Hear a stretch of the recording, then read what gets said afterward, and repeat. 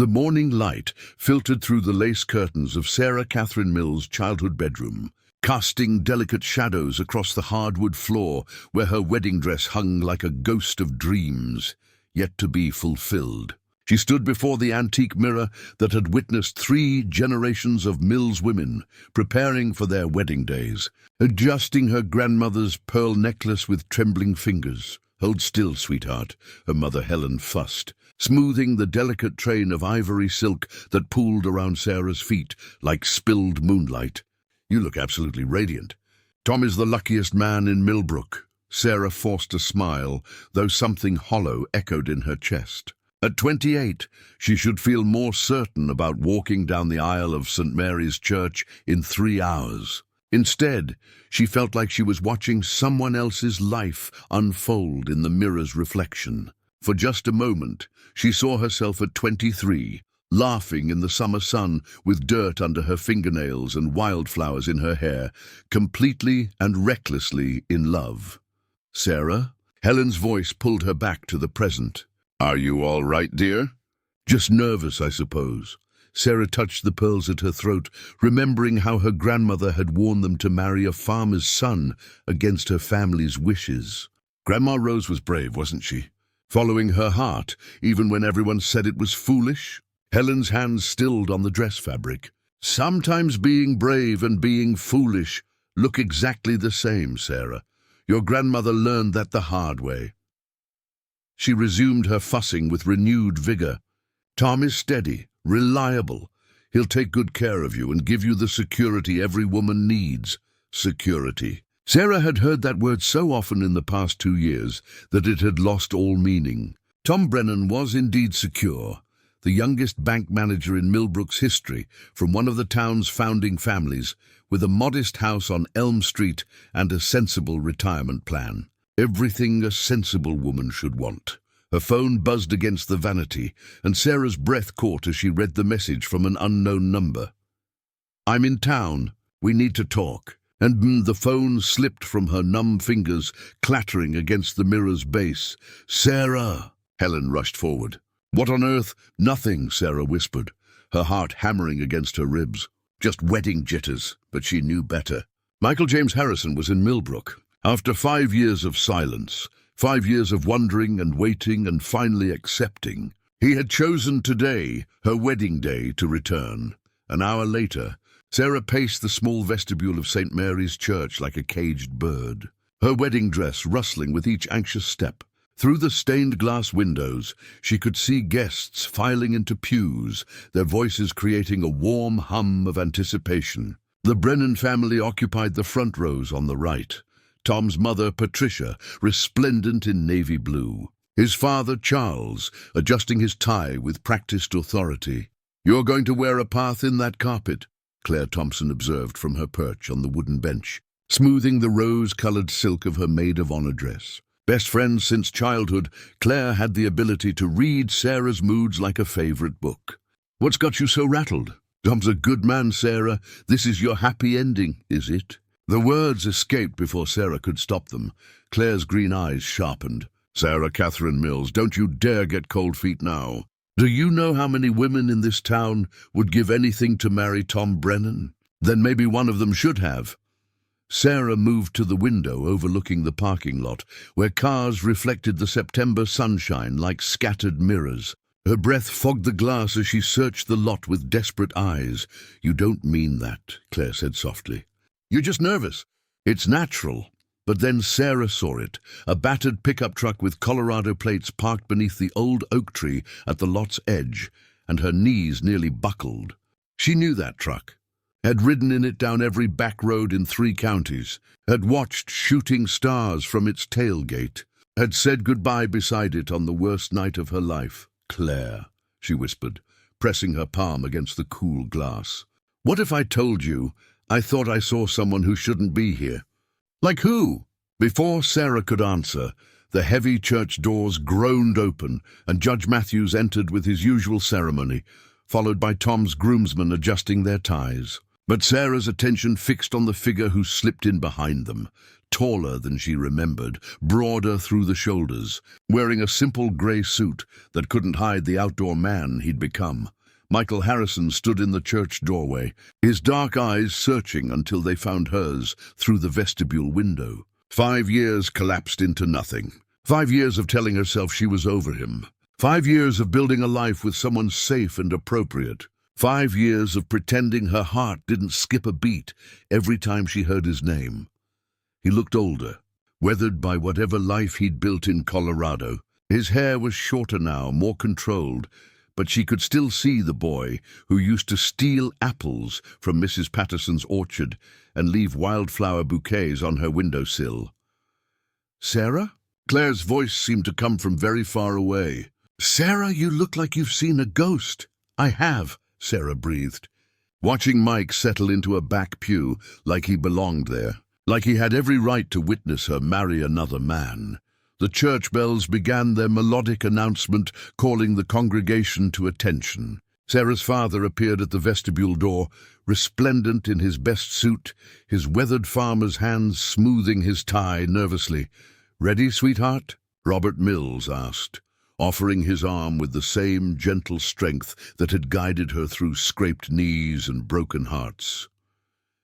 Sarah took his arm, feeling the weight of her decision with each step toward the sanctuary doors. The organ swelled into the wedding march, and she found herself walking down the white runner between pews, filled with everyone she'd known her entire life. There was Mrs. Henderson from the library, the Johnsons from the hardware store, her third-grade teacher, Miss Williams, and there in the back row sat Mike Harrison with his hands folded and his eyes fixed on her with an intensity that made her stumble slightly.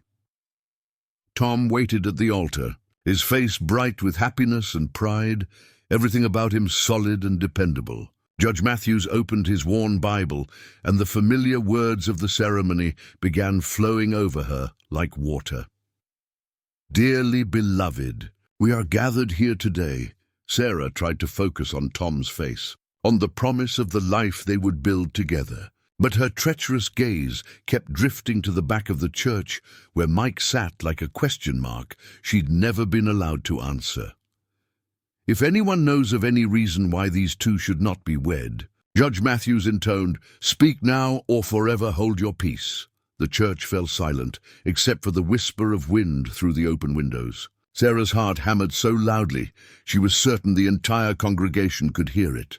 She saw Mike shift in his seat, his hands gripping the pew in front of him until his knuckles went white. For one impossible moment, she thought he might actually stand up, thought he might finally fight for her the way she dreamed he would 5 years ago. Her breath caught, hanging suspended in the space between heartbeats, but Mike remained seated, though his eyes never left hers, and Judge Matthews continued with the ceremony. "Thomas Richard Brennan, do you take Sarah Catherine Mills?" The reception at the Millbrook Community Center buzzed with the comfortable chaos of a small-town celebration. Mason jars, filled with late summer wildflowers, decorated tables laden with casseroles, salads, and desserts prepared by church ladies who'd known Sarah since she was born. The Miller Brothers Bluegrass Band played on the small stage, their familiar harmonies mixing with the laughter and conversation of 200 guests. Sarah moved through the crowd in her wedding dress, accepting congratulations and well wishes with a smile that felt painted on. Tom circulated beside her, his hand possessive at the small of her back, introducing her as "my wife" with obvious pride. "Such a lovely ceremony," gushed Mrs. Patterson, who must have been 80 if she was a day. "Your grandmother would be so proud, dear. You chose wisely. The Brennan boy will take good care of you." "Thank you." "Mrs. Patterson," Sarah replied automatically, her eyes scanning the crowd despite herself. She found Mike standing near the refreshment table, looking like he was trying to decide whether to stay or flee. Several of their old classmates had cornered him, asking about Colorado and his work. But his attention kept drifting to her.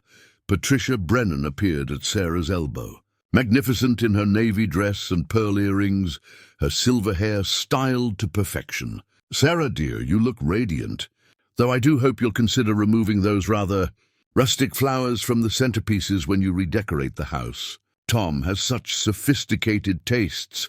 I picked those flowers myself, Mrs. Brennan. They're from my grandmother's garden.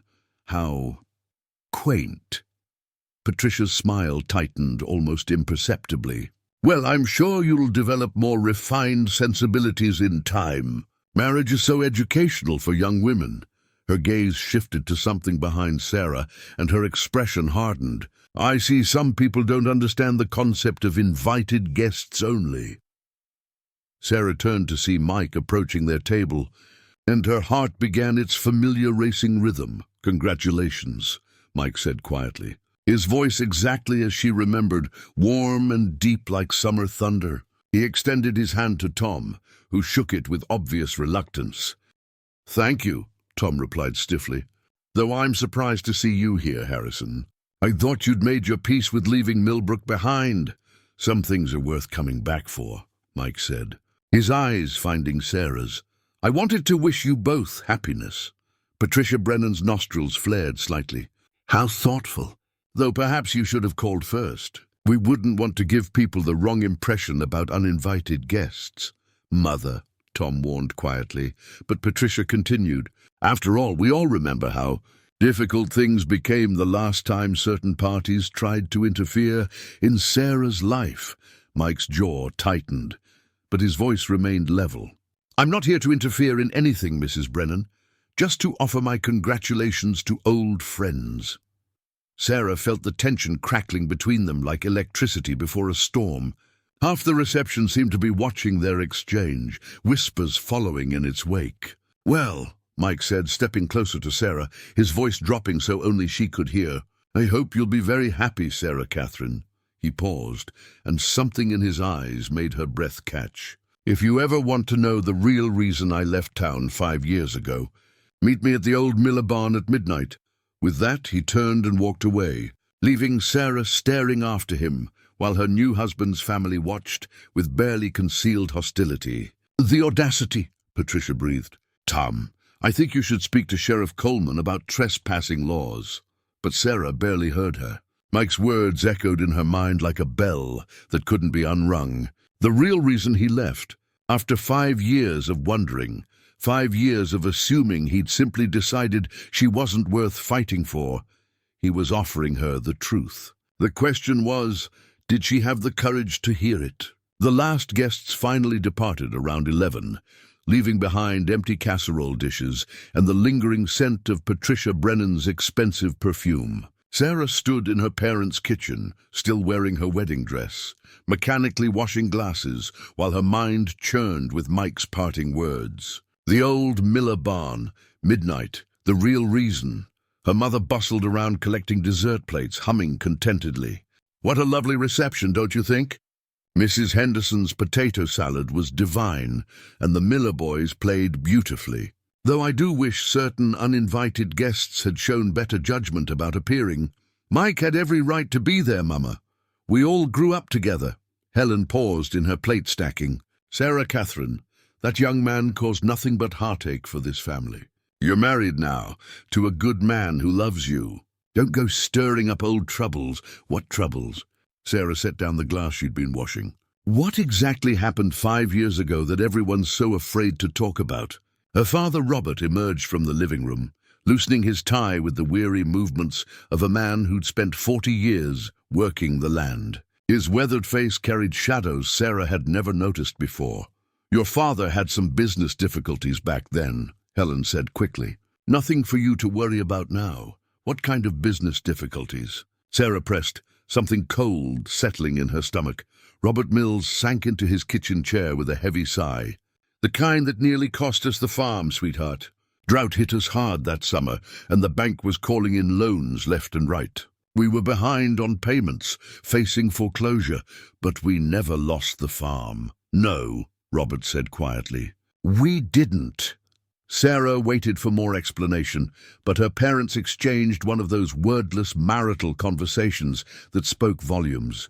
Something was wrong. Something they didn't want her to know. I'm going to check the barn before bed, she announced. Heading toward the door. Sarah, wait, Helen called. But Sarah was already stepping into the cool September night. The old wooden desk in her father's study had always been off-limits when she was a child. But tonight, Sarah pulled open drawer after drawer with growing desperation. Bills, tax records, seed catalogues, and then in the bottom drawer, a manila envelope marked Farm Loan Documents 2019. Her hands trembled as she spread the papers across the desk surface. Foreclosure notices, payment demands, and there, stamped with the official seal of First National Bank of Millbrook, a debt consolidation agreement dated September 15, 2019, exactly 1 week before Mike left town. The loan officer's signature made her blood turn to ice. Thomas R. Brennan, oh my God, she whispered, sinking into her father's chair. Tom had been involved in nearly taking her family's farm. Tom, who'd courted her so gently after Mike left, who'd seemed like salvation when she was drowning in heartbreak and confusion. But there was more. A handwritten note clipped to the consolidation papers, dated the same day, per our discussion. Mr. Mills, your family's financial situation will remain confidential as long as the agreed-upon conditions are met. The Harrison situation will be resolved, and Miss Mills will be free to make better choices regarding her future. TRB. The Harrison situation. Sarah's hands shook so violently she could barely hold the papers. Tom hadn't just known about her family's financial troubles. He'd used them as leverage. But leverage for what? The grandfather clock in the hallway chimed 11:30, and Sarah realized she was still wearing her wedding dress. Still wearing the pearl necklace her grandmother had worn to marry for love, despite everyone's objections. She thought about Tom's mother's comments about refined sensibilities and educational marriage, about the way Tom introduced her as my wife like she was a prize he'd won. She had to know the truth. All of it. The Miller barn sat on the old Peterson property, abandoned since Sarah was in high school. Moonlight filtered through the broken boards of the roof, creating a patchwork of silver and shadow on the hay-strewn floor. This had been their place once, hers and Mike's, where they'd planned futures that seemed as vast and possible as the Iowa sky. Mike was waiting for her, leaning against the old wooden ladder that led to the hayloft. He'd changed from his wedding suit into jeans and a flannel shirt that made him look more like the boy she'd fallen in love with. "I wasn't sure you'd come," he said. "Quietly, I found loan documents in my father's desk." Sarah's voice sounded strange in the vast space, smaller than she felt. "From your bank." "Tom's bank." Mike straightened. "So you know." "I know Tom was involved in my family nearly losing the farm. I know there was something called the Harrison situation that needed to be resolved." She stepped closer, her wedding dress ghostly in the moonlight. "What I don't know is why you left without a word. Why you let me think you just stopped loving me." Mike was quiet for so long, Sarah thought he might not answer. When he finally spoke, his voice was rough with old pain. "Tom came to see me the night before I left. Said his bank held the final decision on your family's farm loan. Said if I disappeared, left town permanently, no contact with you or your family, he'd make sure the consolidation went through. Your parents would keep their land." Sarah felt like the barn floor was shifting beneath her feet. "And if you stayed?" "Foreclosure. Your father would lose everything he'd worked for his entire life." Mike's hands clenched at his sides. "Tom made it clear he'd been watching us, knew how much you meant to me. He was counting on me loving you enough to sacrifice my own happiness for your family's security. So you just left without telling me any of this.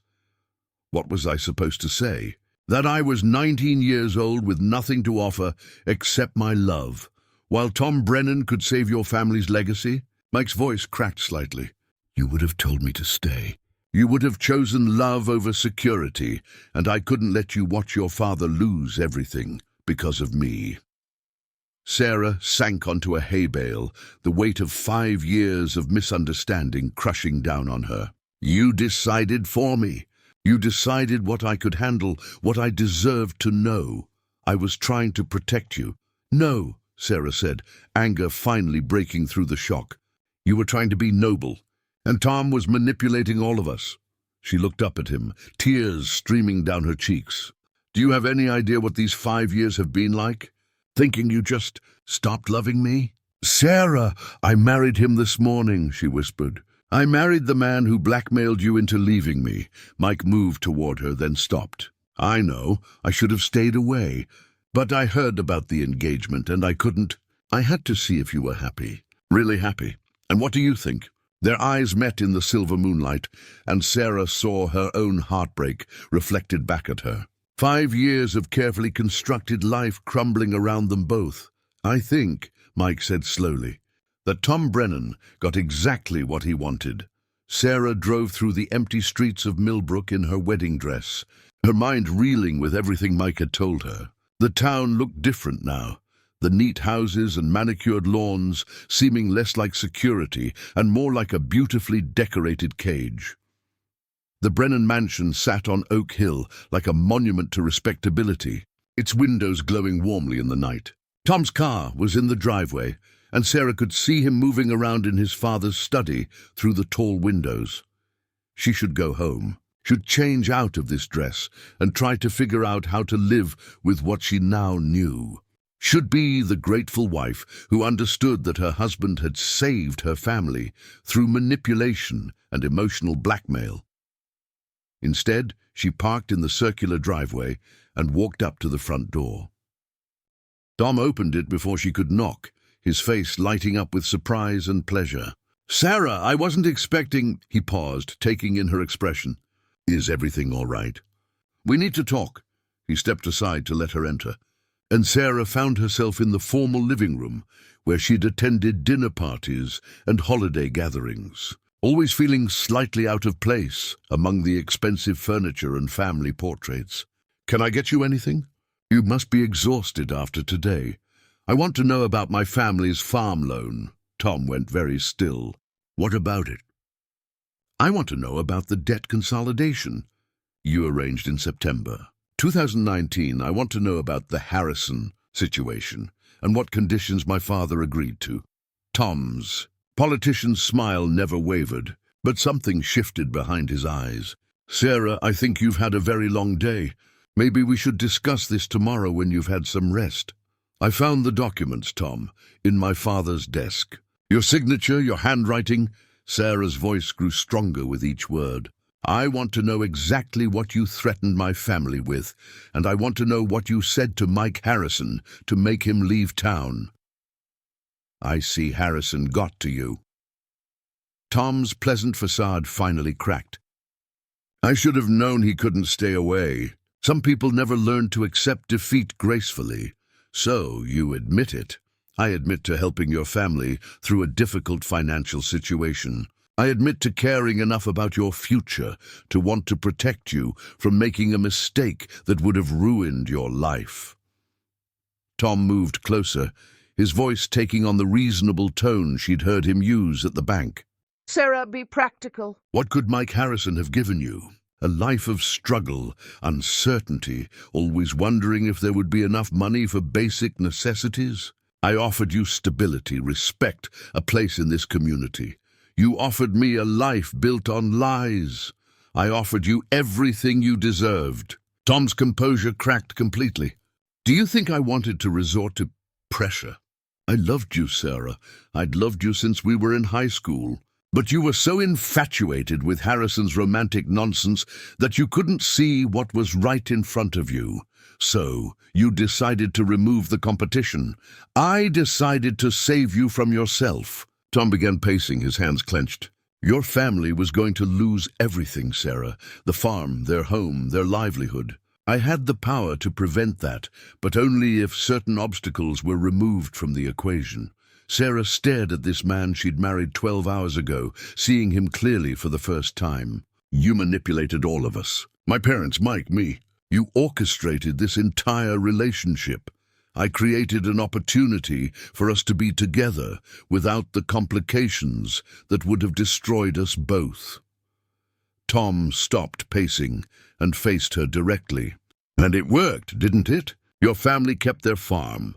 You got an education, a stable career, a husband who adores you. Mike Harrison got to run off and chase whatever dreams he thought were more important than staying to fight for what he wanted.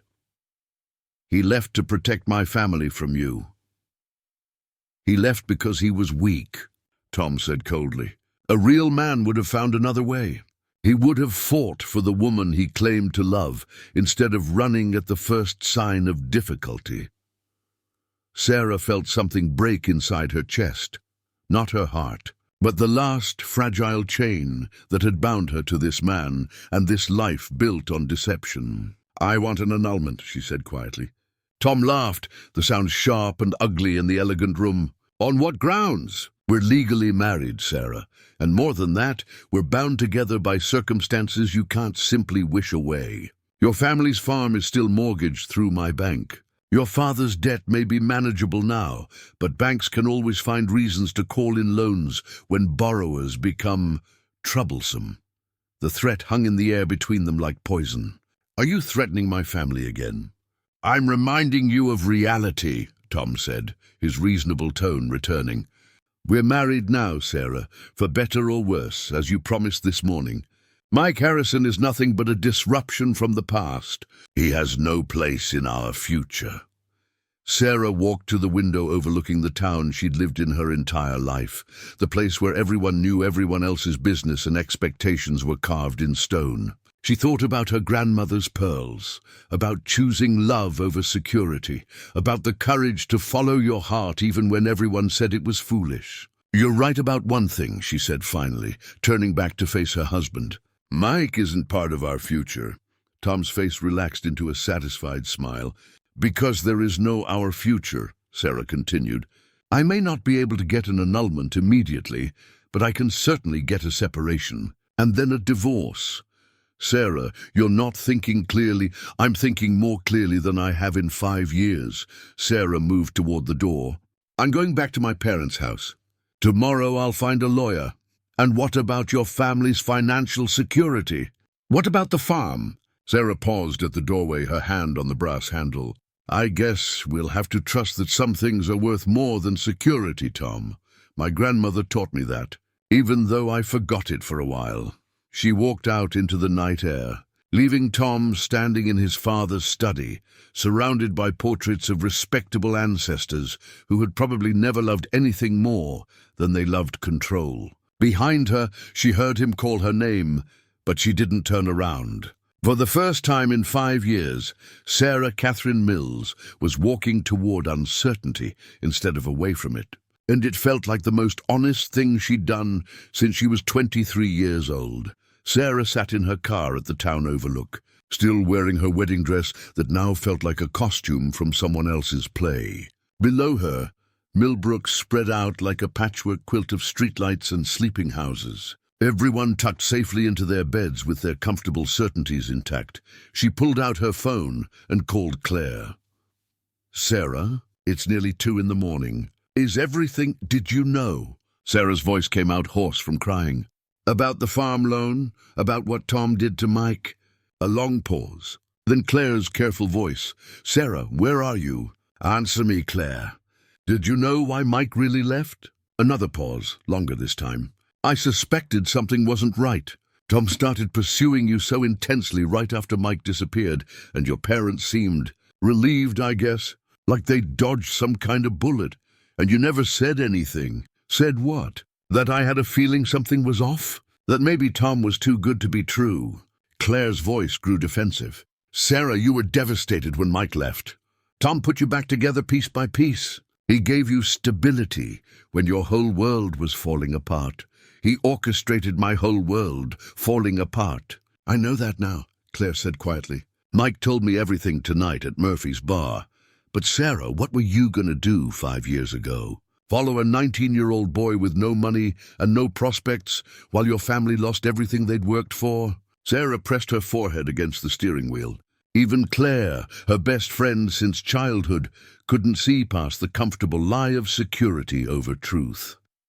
I could have chosen for myself, Sarah whispered. I could have decided what was worth fighting for, and what would you have chosen? Honestly? Sarah closed her eyes and saw herself at 23, young and fearless, and completely convinced that love could conquer anything. She would have chosen Mike, would have chosen uncertainty and struggle, and the terrifying, exhilarating possibility of building something real together.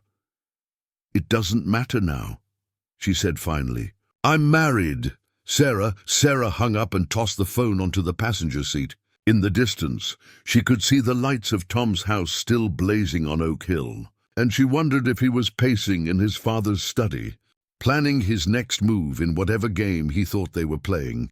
She pulled off her grandmother's pearl necklace and held it up to the moonlight, remembering the story of Rose Mills, who had married for love despite everyone's objections and lived to regret it. But maybe the regret wasn't about choosing love. Maybe it was about all the times afterward when she'd chosen safety over truth. Sarah rolled down the window and threw her wedding ring as hard as she could, watching it disappear into the darkness below. The small rebellion felt enormous, like the first crack in a dam that had been holding back a flood. Dawn was breaking over Millbrook when Sarah finally returned to the farmhouse, her wedding dress dirty and torn from walking through the fields behind the overlook. She needed to feel solid ground under her feet, needed to remember who she was before Tom Brennan decided who she should become. She found Mike sitting at her parents' kitchen table with a cup of coffee, still wearing the same jeans and flannel shirt from the barn. Her father sat across from him, his weathered hands wrapped around his own mug, both men looking like they'd been talking for hours. "Sarah," her father said, standing quickly, "we've been worried sick. Your mother's been calling everyone in town." "I needed to think." Sarah looked between them. "About everything." Mike stood slowly, his dark eyes searching her face. "Your parents know the whole truth now. About the loan, about why I left. I told them everything," her father said heavily. "Should have told you years ago, but I was so ashamed. Felt like I'd failed as a father, nearly losing the farm like that. When Tom offered the consolidation, it seemed like a miracle. I didn't ask enough questions about the conditions." Sarah sank into a chair, exhaustion finally catching up with her. "What conditions, Daddy?" Robert Mills looked older than his 62 years. "That we'd support Tom's courtship of you, make it clear we approved of him, thought he was the right choice for your future, and that we'd never mention Mike Harrison's name in the house again. We thought we were protecting you," her mother Helen added, appearing in the doorway in her robe. "Making sure you had security, respectability. We never imagined Tom had manipulated the situation to create that need for protection in the first place." Mike reached into his jacket and pulled out a thick manila envelope. "There's something else you need to know, Sarah. I didn't come back just because I missed you, though God knows I did." He spread official-looking documents across the kitchen table. "I spent the last 5 years building my agricultural consulting business specifically to earn enough money to pay off your family's remaining debt. Last month, I made the final payment to First National Bank of Millbrook. Your family's farm is free and clear." Sarah stared at the papers through tears she hadn't realized were falling. "You've been paying our mortgage for 5 years?" "The debt was my fault," Mike said simply. "Tom used your family's vulnerability to drive me away. I couldn't live with that. So I worked every day for 5 years to make sure the threat could never be used again." "Michael," Helen said, her voice thick with emotion. "We had no idea. I couldn't tell you. If Tom had found out, he might have called in the loan early, before I could cover it." Mike looked directly at Sarah. "I came back because your family is finally safe from his leverage. I came back because you deserve to make choices based on what you want, not what you think you have to do." Sarah's father cleared his throat roughly. "Son, we owe you an apology, and a debt we can never repay. You don't owe me anything, Mr. Mills. I love your daughter. I've always loved her. Everything I did was selfish. I wanted her to be free to choose, even if she didn't choose me." Sarah stood abruptly, her chair scraping against the kitchen floor. "I need some air." She walked out onto the front porch, where she'd spent countless summer evenings. watching fireflies dance over the cornfields and dreaming of futures that seemed as limitless as the Iowa sky. Mike followed her, keeping a respectful distance. 5 years, she said without turning round. 5 years of your life spent cleaning up someone else's mess. 5 years spent making sure the woman I love would never have to compromise her happiness for anyone else's security. Sarah finally faced him, seeing him clearly in the growing daylight. The boy she'd fallen in love with was still there, but layered now with the strength of a man who'd kept faith with a promise even when it cost him everything he wanted. What if I'd been happy with Tom?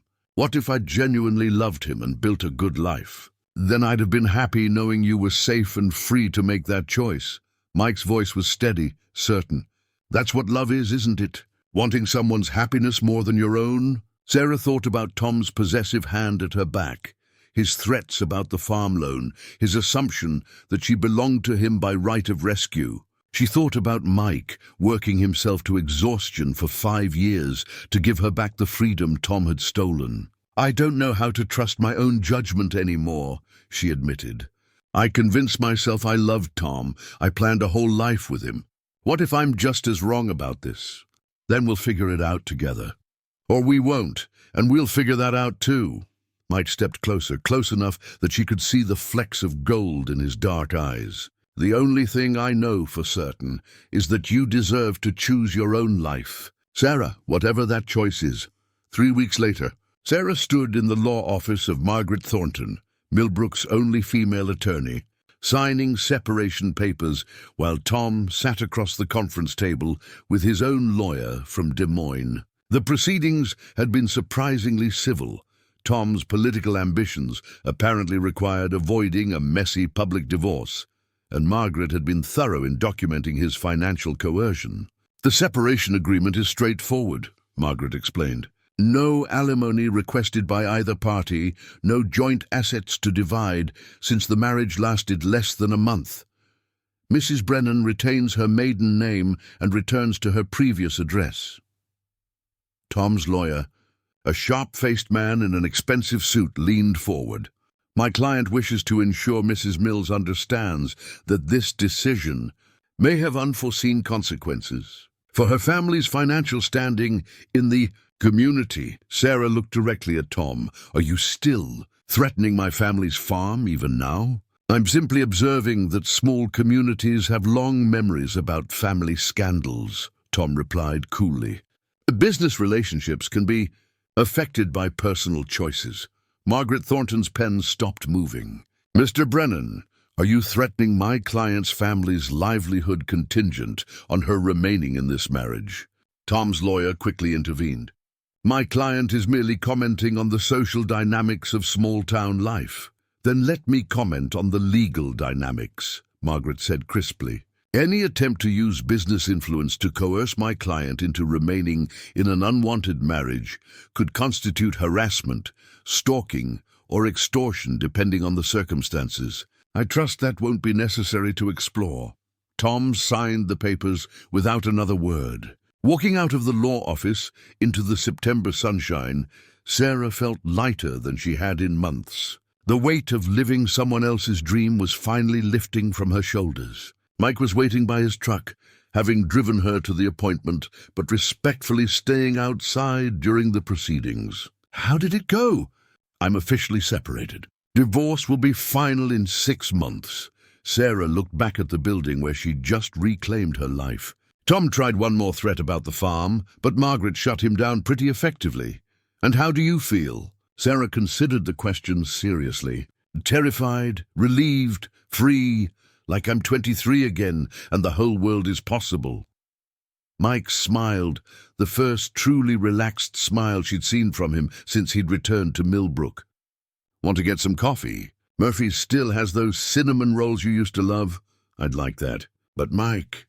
Sarah caught his arm as he reached for the truck door. I need you to know that I'm not the same person I was 5 years ago. I don't know exactly who I am now or what I want my life to look like. This isn't me running from one relationship into another. I know, he said simply. I'm not the same person either. Maybe we can figure out who we are now together. As friends first. No pressure, no expectations. Friends, Sarah repeated, testing the word. It felt honest, like the first true thing she'd said in months. 1 month later, Sarah sat in the restored Miller barn, watching Mike install the last of the new windows he'd been working on during his weekends. Autumn sunlight streamed through the glass, transforming the old space into something that felt both nostalgic and full of possibility. "You've turned this place into something beautiful," she said, running her hand along the smooth wood of a refinished beam. "Had good memories here. Seemed worth saving." Mike climbed down from the ladder, wiping his hands on a rag. "I was thinking of turning it into my office for the consulting business. If you think that's a good idea, I think it's perfect. This place was always about new beginnings. They'd been meeting here most weekends, sometimes talking for hours about everything they'd learned in their time apart. Sometimes just working in comfortable silence while Mike restored the old building. Sarah had started bringing books from the library, creating a small reading corner where afternoon light fell across the worn wooden floor. "Sarah," Mike said, his voice suddenly serious, "there's something I need to ask you." Her heart skipped, but she kept her voice steady. "What?" Instead of speaking, Mike walked to the corner where he'd been storing his tools and returned with something small wrapped in tissue paper. Sarah's breath caught as she recognized the shape. "I found this in the grass below the overlook," he said quietly. "Figured it might be important."